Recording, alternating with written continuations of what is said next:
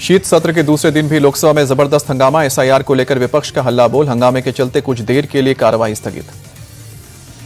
राज्यसभा में भी विपक्ष का जबरदस्त हंगामा। विपक्षी दल एसआईआर पर चर्चा की मांग पर अड़े। वेल में घुसकर नारेबाजी। संसद परिसर में विपक्षी सांसदों का आज भी प्रोटेस्ट है। स्टॉप एसआईआर, स्टॉप वोट चोरी के पोस्टर के साथ प्रोटेस्ट हुआ। विपक्षी सांसदों ने लगाए तानाशाही, बंद करो के नारे। संसद में तत्काल एसआईआर पर चर्चा की मांग पर अड़ा है विपक्ष।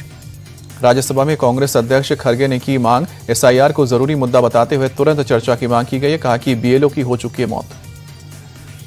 संसदीय कार्य मंत्री किरेन रिजिजू का विपक्ष पर पलटवार। कहा कि संसद को डिस्टर्ब करने के लिए नए नए मुद्दे ला रहे हैं। विपक्ष चाहता ही नहीं है कि सदन चले।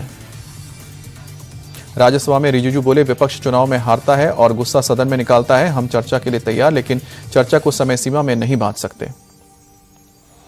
केंद्रीय मंत्री गिरिराज सिंह का विपक्ष पर हमला। कहा कि सदन नहीं चलने देने वाले लोकतंत्र के लिए कलंक है। सरकार हर मुद्दे पर चर्चा के लिए तैयार। कांग्रेस नेता प्रियंका गांधी बोली, सरकार संसद में कोई भी चर्चा नहीं चाहती है। सदन न चलने का ठीकरा विपक्ष पर फोड़कर विपक्ष को बदनाम करना आसान। धर्मेंद्र प्रधान का कांग्रेस पर आरोप। कहा कि कांग्रेस देश की भ्रमित कर रही है। थोड़ी नैतिकता बची है तो बिहार के जनादेश का सम्मान करें। बीजेपी के सांसद संजय सेठ का विपक्ष पर बड़ा हमला। कहा कि एसआईआर को लेकर बिहार में महागठबंधन की करारी हार हुई है। एसआईआर के पक्ष में पूरे देश की जनता खड़ी है। शहनवाज हुसैन का राहुल गांधी पर हमला। बोले कि ड्रामेबाजी में कांग्रेस माहिर है। राहुल गांधी अपनी संवैधानिक जिम्मेदारी को नहीं निभा रहे हैं। एसआईआर पर कांग्रेस सांसद इमरान मसूद का बड़ा हमला। कहा कि सरकार एसआईआर पर बहस नहीं करना चाहती है। सरकार सिर्फ अपने मुद्दों पर बहस चाहती है। एसआईआर को लेकर कांग्रेस का सरकार पर हमला। प्रमोद तिवारी बोले, एसआईआर से नफरत है तो एसआईआर का नाम बदलें। एसआईआर पर आपके सांसद संजय सिंह का बड़ा बयान। एसआईआर को हिंदुस्तान का सबसे बड़ा चुनावी घोटाला बताया। बोले कि 80 लाख वोट बिहार में कटे, 2 करोड़ वोट यूपी में कटेंगे। बिहार विधानसभा के स्पीकर बने प्रेम कुमार। सर्वसम्मति से प्रेम कुमार को स्पीकर चुना गया। निर्विरोध हुआ है चुनाव। सरकारी बंगला खाली करने के सर्कुलर के बाद अपने नए बंगले में शिफ्ट हो सकता है लालू परिवार। दानापुर के महुआ बाग में निजी आवास का निर्माण जारी।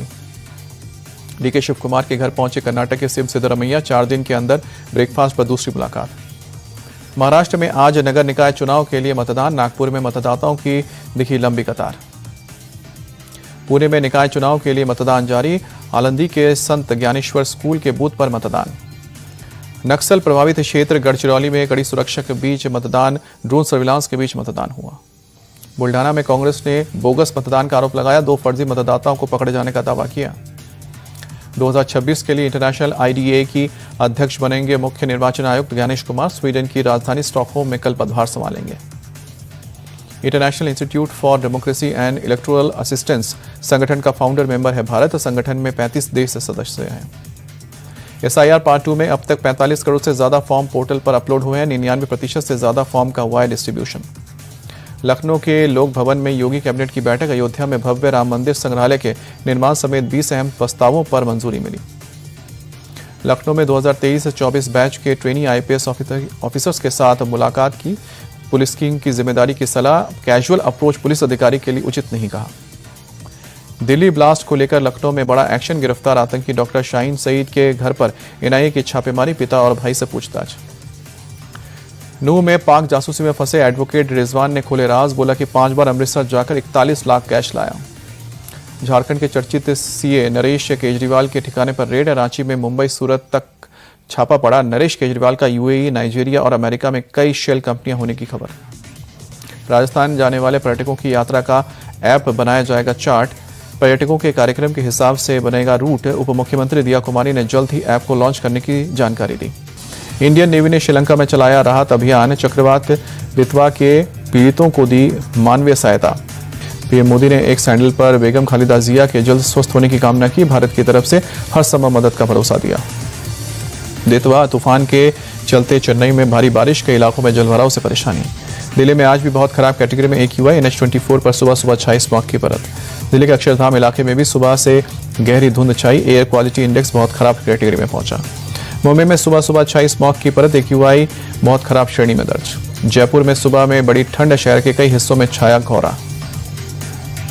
चेन्नई में भी अभी तक दितवा तूफान का असर। समुद्र में तेज हवाओं के साथ ऊंची लहरें उठ रही हैं। मनाली में ठंड बढ़ते ही टूरिस्ट की संख्या बढ़ी। मॉल रोड पर बड़ी तादाद में दिखे टूरिस्ट।